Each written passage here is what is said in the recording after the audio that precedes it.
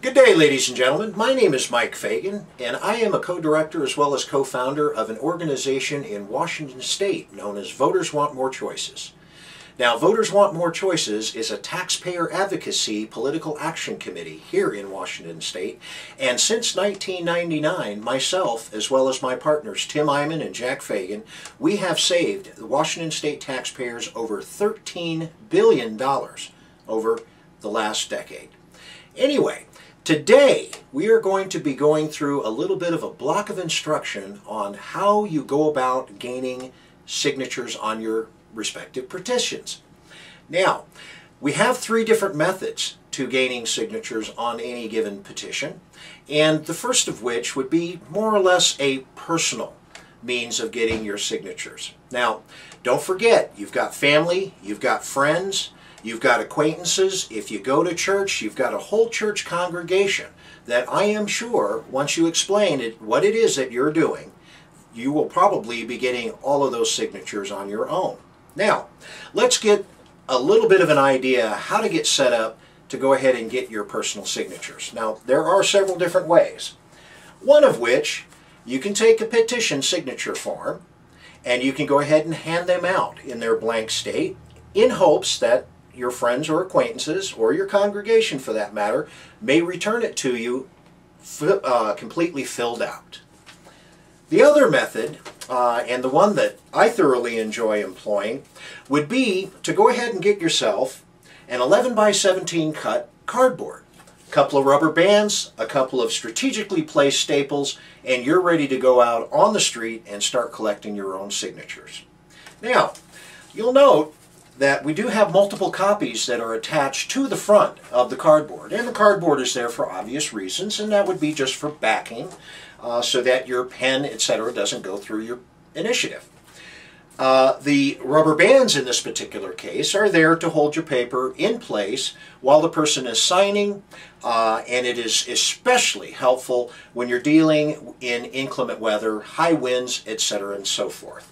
Now, once you complete the front of one of your petitions, an easy way to go ahead and get it out of the way rather quickly is to just go ahead and remove your bottom rubber band and flip the document over thus, and with the additional copies that you have here, go ahead and reaffix your rubber band and you're ready to go with another blank sheet of signatures that you could be getting.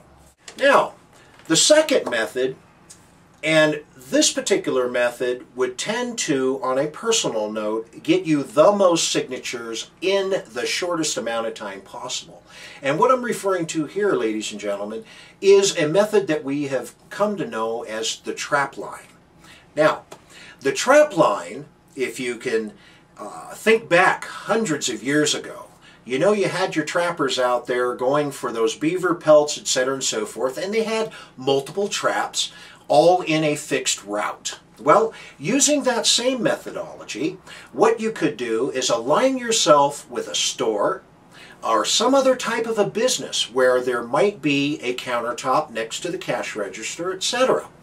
And if you can get that store owner or that store manager to actually put your petition on that counter, then this makes your job all that much more easier, because what you could do is you could hand that store manager or store owner multiple blank copies of your petition, and that would be with the understanding that they would go ahead and keep a blank petition for signatures on the countertop next to the checkout, and as people come in to pay for their goods or whatever they're doing, they are obviously invited to go ahead and sign that petition.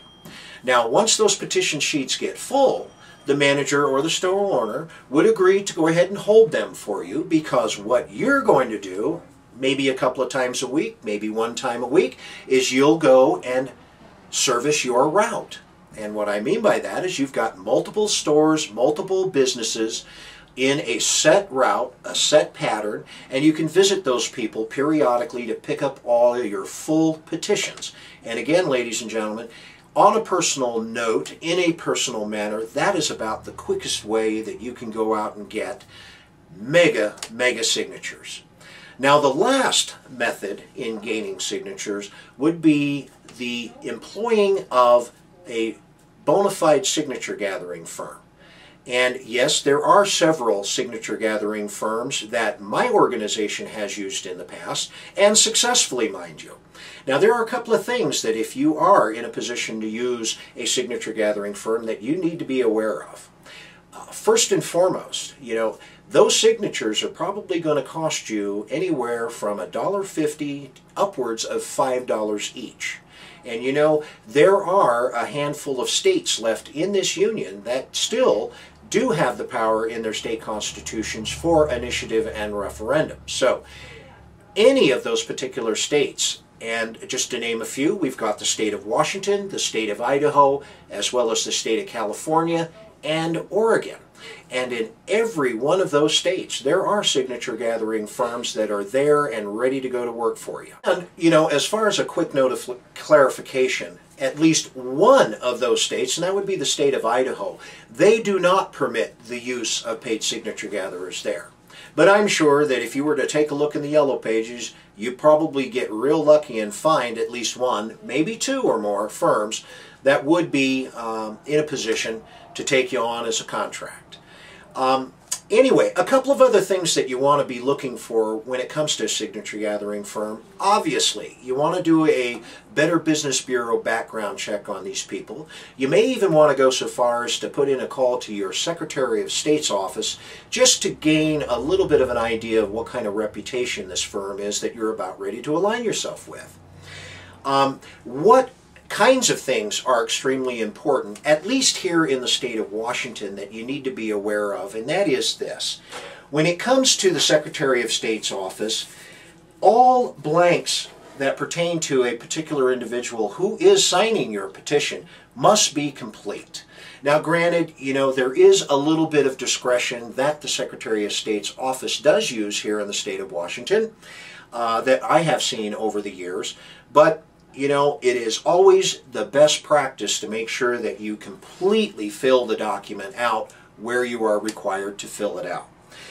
Secondly, you may want to inquire with the Secretary of State not only about the reputation and how long your signature gathering firm has been in business, but what their average validity rate is per initiative effort that they are doing. Because yes, the Secretary of State does keep those statistics, and a high validity rate is exactly what you're looking at. Now, here in the state of Washington, your validity rates may average somewhere between 15 and 18% invalid. And as of last year, a signature gathering firm that we have had in our employ for, let's say, going on the last 7 to 8 years, they actually set a record in Washington State with a 12% validity rate. And that is exactly what you're looking for. When you align yourself up with a contractor, you want to make sure that you get quality product for your money. And another service that these signature gathering firms can provide to you, because again, it is their business, they are the professionals. These people can spot forgeries and fakes from across the room. Believe me, they sure can. So again, if you can afford to use a paid signature gathering firm, please look for those particular assets and qualities that this particular firm may or may not have, and hopefully you'll align yourself up with a real good one.